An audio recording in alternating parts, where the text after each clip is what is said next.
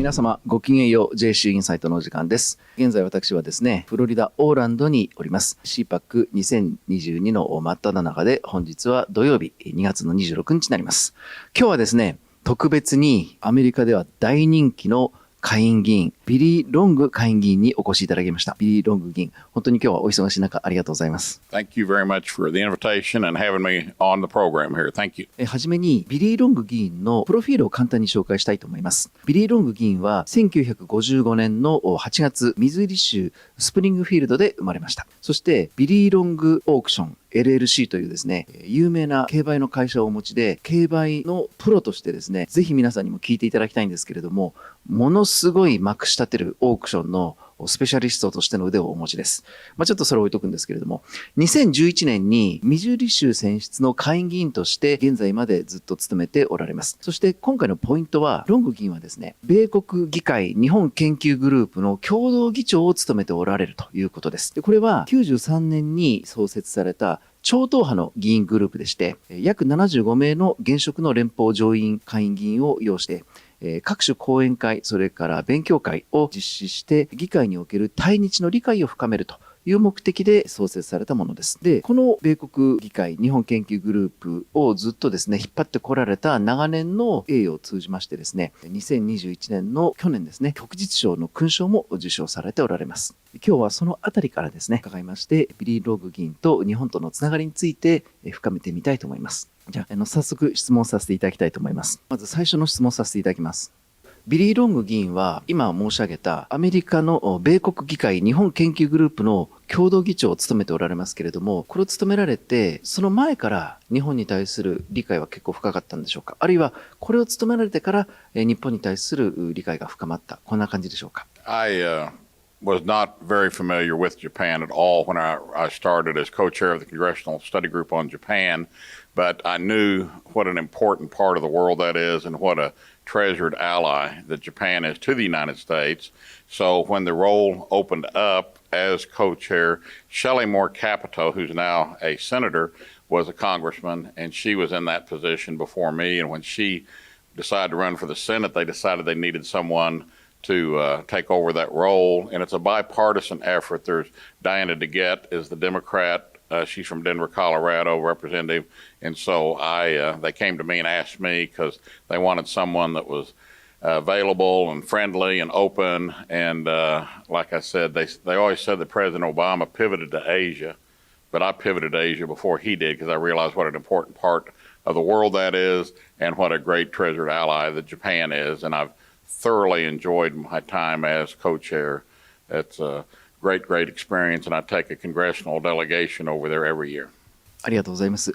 日本に何度か行かれた日本の印象についてちょっと伺っていいでしょうか。That's one of the reasons I enjoyed taking people there every year was because it's hard to understand Japan until you actually go and physically are there. It's an unbelievable country. I was on a Codel to China, and you heard constant horn honking all the time and cars pulling in and out.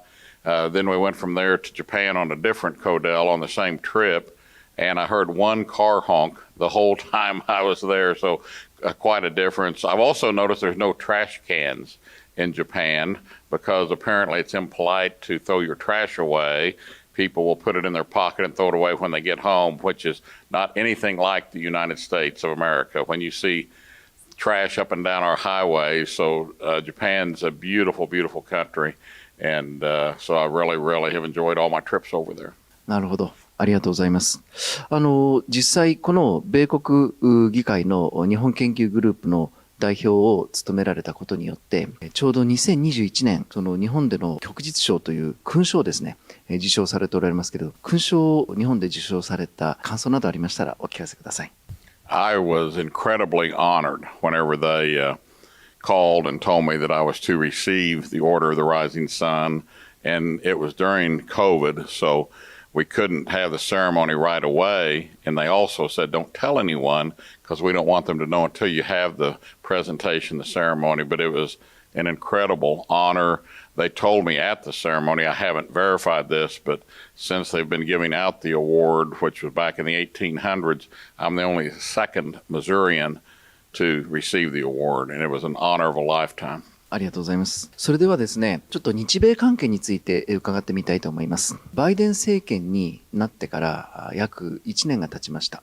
で、そのことによってトランプ政権の時とバイデン政権の時と比べて日米関係に何かが変化があったように感じるか、あるいはアメリカの対日政策というか対日関係について何か変化を感じるか、もしそういったところがあればぜひ聞かせてください。Of course, President Trump is no longer president, and Prime Minister Abe is no longer prime minister.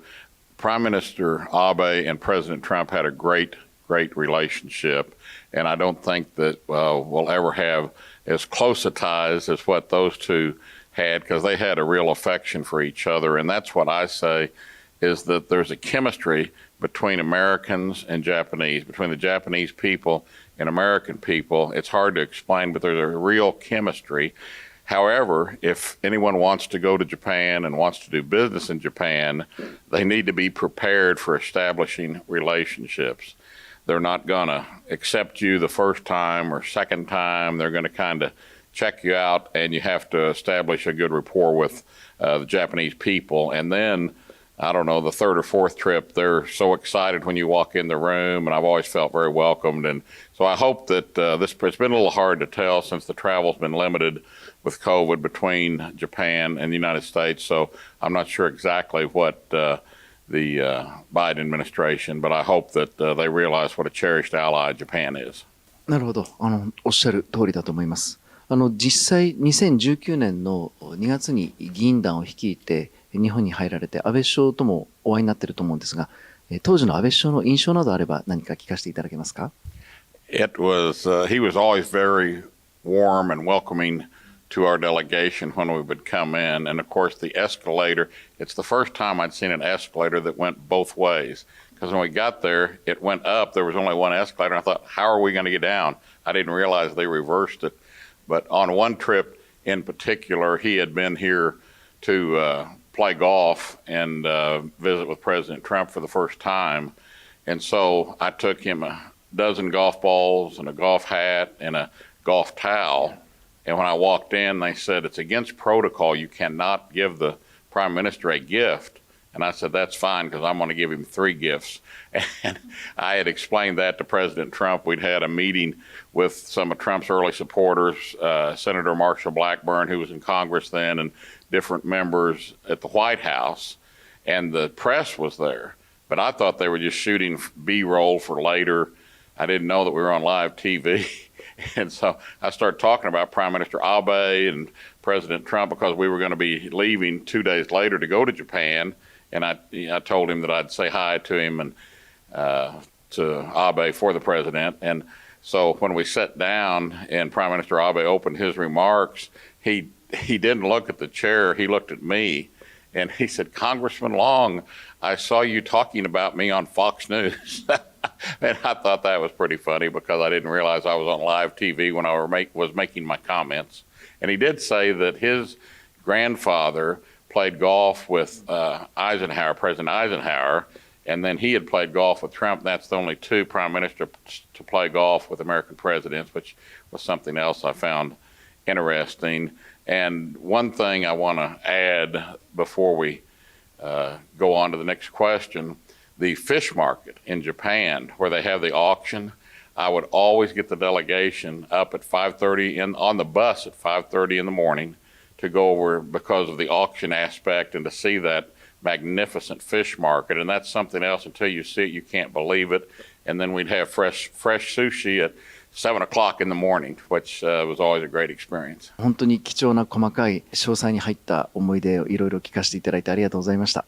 じゃあこれで最後の質問になります。今年の11月、いよいよ中間選挙がございます。当然、共和党は勝利するものと思うんですけれども、この中間選挙以降ですね、共和党が勝利した後、この日本も含めた東アジアに対する米国の政策にですね、何か変化が起きるとお考えでしょうか。あるいはこういう変化を起こすべきというお考えがあれば最後に聞かせてください。We can certainly attempt to bolster the relationship. Anytime you have a president from the opposite party, your hands are sort of tied to how much you can do, but Japan has a lot of friends on the Republican side of the aisle in both the House and the Senate. So hopefully things will only improve with our long, storied relationship. 今日は貴重なお時間いただきまして、素晴らしいインタビューをいただきました。本当にありがとうございました。Thank you. I'm working on my Japanese because I am an auctioneer also. So next time I go to the fish market, I can't auction in Japanese yet. So, but I'm still working at it because what I do now is I but 100 1/4 hands of about 2 1/4 hands of about 3 but about 300 3 1/4 hands of about 4. I have sold at 375 right here. Thank you for your time. 以上で本日の JC インサイトを終わらせていただきます。それでは皆様ごきげんよう。